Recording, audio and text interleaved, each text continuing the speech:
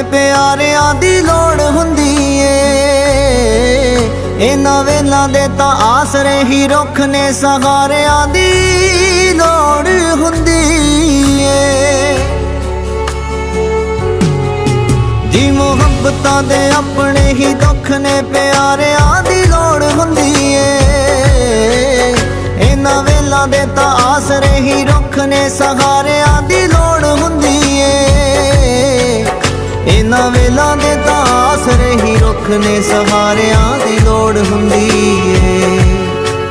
ਆ ਦਿਲੋਂ ਬੜੀ ਕਮਜ਼ੋਰ ਹੈ बेचारी, बड़ी कमजोर है बेचारी, तू आखियों नू रोई ना। एहो जिंदगी नी आनी वारी वारी, उदास एवें होई ना। ओ अज खोल दे दिलां दी गल सारी नी सारी।